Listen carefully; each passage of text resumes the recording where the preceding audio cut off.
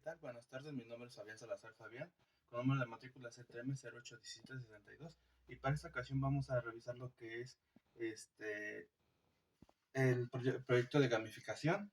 Y bueno, se nos planteó contestar, revisar los temas principales sobre el que vimos en el ejercicio, ¿no? Y bueno, el primer tema fue la ley de Richard Wenzel. Y bueno, tenemos que la ley de las proporciones equivalentes, llamada también de los pesos de combinación, fue esbozada por Richter en 1792 y completada varios años más tarde por Wenzel. Y bueno, aquí básicamente se puede enunciar de la siguiente forma.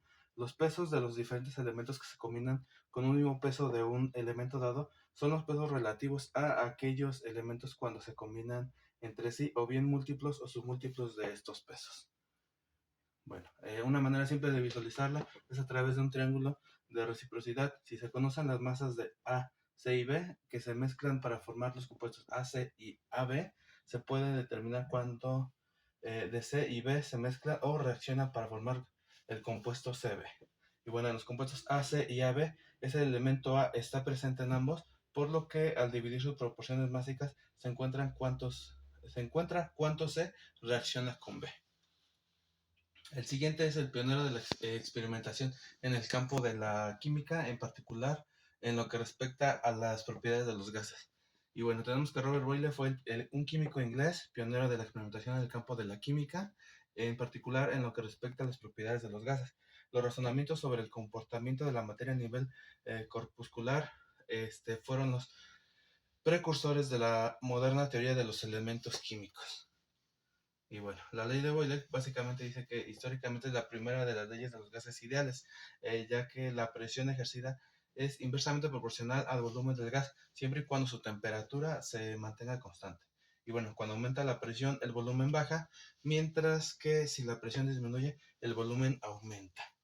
Es lo que podemos ver con una olla express, ¿no? Y bueno, la tercera es padre de la teoría de la evolución. Y bueno, aquí, muy conocido, vemos que Darwin menciona que la teoría de la evolución es como se conoce a un corpus, es decir, un conjunto de conocimientos y evidencias científicas que explican un fenómeno, la evolución biológica.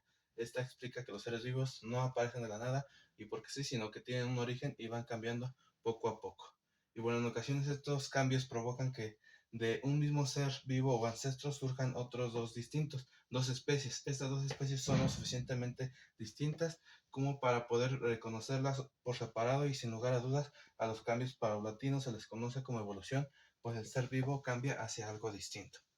Bueno, la evolución está medida por algo llamado generalmente selección natural, aunque este término es muy vago. Un término más correcto es la presión selectiva. Los cambios evolutivos, como ya podemos deducir, suelen ser adaptativos, grosso modo, lo que implica que se adaptan a las especies según la presión selectiva que sufre o la hace desaparecer para siempre.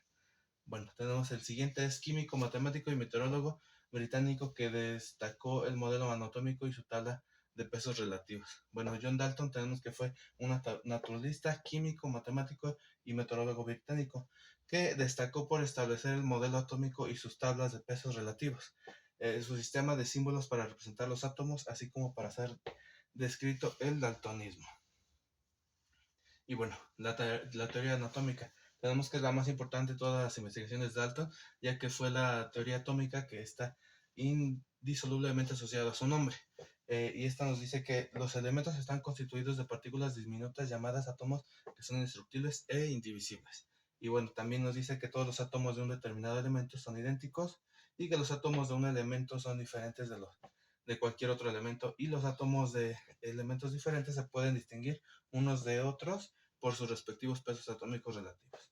Y que también los átomos de un elemento se combinan con los átomos de otros elementos que forman compuestos químicos, y un compuesto dado siempre tiene el mismo número relativo de tipos de átomos. Y por último, los átomos no se pueden crear ni dividir en partículas más pequeñas ni se destruyen en el proceso químico. Una reacción química simplemente cambia de la forma en la que los átomos se agrupan.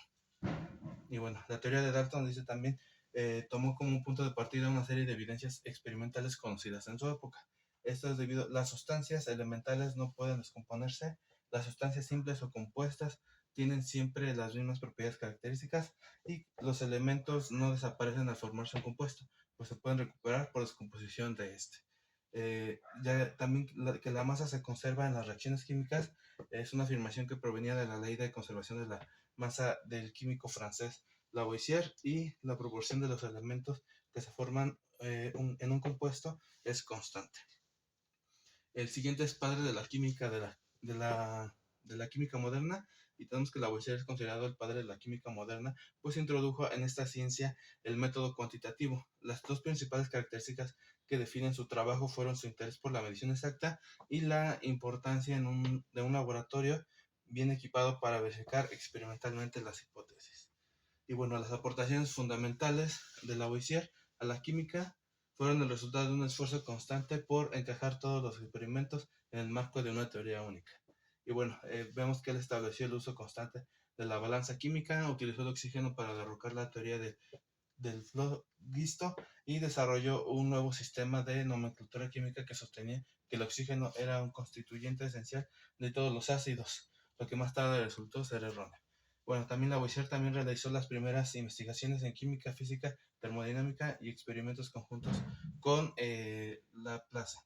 Lavoisier también contribuyó a las primeras ideas sobre la composición y los cambios químicos al enunciar la teoría de los radicales.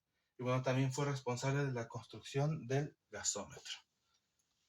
Y bueno, la siguiente es la ley de las proporciones definidas. Tenemos que diferentes átomos se combinan en relaciones simples de números de enteros para formar compuestos. Dicho de otra manera, un compuesto siempre está ensamblado por los mismos elementos y la misma proporción en masa. Sin embargo, existen elementos que al combinarse entre sí forman más de un compuesto. Los elementos hidrógeno y oxígeno forman dos compuestos diferentes. La proporción de los átomos de hidrógeno con respecto al oxígeno es 2H y una molécula de oxígeno en el agua. Pero la proporción de los átomos de hidrógeno con respecto al oxígeno es 2H, 2O en el agua oxigenada. Y bueno, como conclusión, la química es una ciencia central, ya que los conocimientos básicos de química son indispensables para los estudiantes de biología, física, geología, ecología y muchas otras disciplinas, la cual tuvo cuna en el pensamiento de muchos científicos que hoy estudiamos inevitablemente para entender procesos de lo general a lo particular. Y bueno, eso sería todo. Muchas gracias. Hasta luego.